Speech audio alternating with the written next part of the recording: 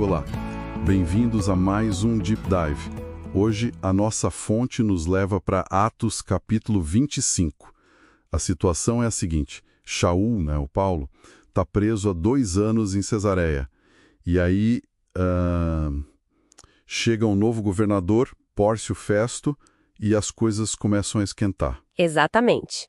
E a análise que a gente tem em mãos, ela detalha bem como essa chegada de Festo, reacende toda a trama contra o Shaul. Vamos ver essa renovação da conspiração, as acusações que surgem, o momento chave do apelo ao imperador e como Festo depois apresenta o caso para o rei Agripa.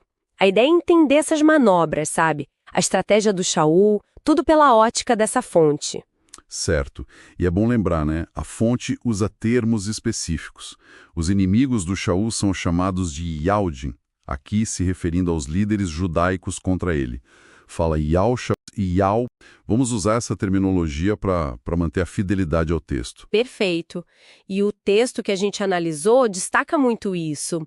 A persistência desses Yaldim, a postura do Festo, que é interessante, e como Shaul usa, os direitos dele de cidadão romano. Então, Festo mal assume e já sobe para Yalchalaim, para Jerusalém. E lá, assim, na hora, o Kohen Hagadol, o sumo sacerdote, e os líderes dos Yaldim já vão falar com ele sobre o Shaul. Uma rapidez impressionante. Pois é. Eles pedem logo a transferência do Shaul para Yalchalaim. Parece só um pedido normal, de mudança de local de julgamento. Só que a análise indica um plano B, vamos dizer assim, uma emboscada para matar ele no caminho. A fonte diz, armando cilada no Deret, no caminho. Mas o Festo não aceita de cara. Por quê? Era só procedimento padrão romano?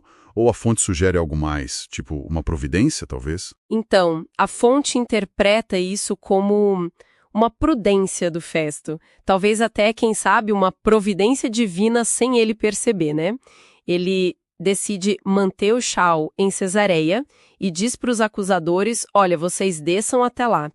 E isso, claro, frustrou a emboscada que eles tinham planejado. Entendi. Aí o julgamento acontece lá em Cesareia mesmo, os Yaldim chegam com, como diz o texto, muitos protestos dolentes, acusações pesadas, mas o ponto crucial é que não podiam provar. Exato, nenhuma prova concreta. E a defesa do Shaul é muito precisa, Ele fala, olha, não fiz nada contra a Torá dos Yaldim, nem contra o Beit Hamikdash, o templo, e nem contra o Kaiser, o César. Ele cobre, assim, todas as áreas, religiosa, local e imperial. Só que aí o Festo, talvez para fazer média com as lideranças locais, a fonte até diz, querendo fazer um favor aos Yaldim descrentes, ele sugere que o Shaul seja julgado em Yalchalaim. Imagino que o Shaul deve ter visto um perigo gigantesco nisso. Ah, com certeza. Em Yalchalaim seria muito mais perigoso para ele. Território hostil, menos proteção romana direta. O risco era altíssimo, E é nesse momento que ele usa a carta na manga.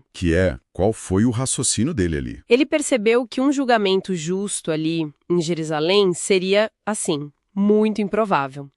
Aí ele invoca o direito máximo dele como cidadão romano. Ele afirma que está diante do tribunal de César, a cadeira do mishpato do Kaiser, e declara, eu apelo para o Kaiser. E isso muda tudo, legalmente falando. Muda completamente o jogo. Esse apelo tira o caso das mãos do Festo, da influência do sinédrio local, e manda direto para Roma, para a autoridade máxima. Festo consulta o conselho dele e dá a sentença final. Apelaste tu para o Kaiser? Para o Kaiser tu irás. Para a fonte que a gente está usando, isso coloca o destino do Shaul exatamente onde Yahu, o Criador, queria. A caminho de Roma para testemunhar. Mas a história ainda tem mais uma virada. Chega o rei Agripa II e a irmã dele, Berenice, para visitar o Festo, em Cesareia. Uma visita de cortesia, imagino. Sim, uma visita protocolar. Mas o Festo vê ali uma oportunidade, sabe? Porque o Agripa entendia das questões judaicas, dos costumes de Yaldim. Então Festo aproveita para expor esse caso complicado do Shaul, admitindo que ele mesmo estava meio perdido com as acusações. Ele fala que não eram crimes comuns, que ele esperava. Exatamente. Festo relata para o Agripa que a briga toda era sobre a própria adoração deles e sobre alguém chamado Yalcha, que já estava morto, do que em Shaul afirmava estar vivo. Isso deixava o governador romano, sem entender direito o que fazer. A fonte até coloca uma nota interessante nesse ponto, né? Coloca, sim, uma anotação que diz assim: se você estiver vivendo um estilo da vida nazareno e Aldin, muitos trarão questionamentos e discordarão do seu novo modo de adoração. Isso dá um contexto, né? Ajuda a entender a dificuldade do Festo em lidar com uma disputa que para ele parecia puramente teológica. Então, o dilema do Festo era esse.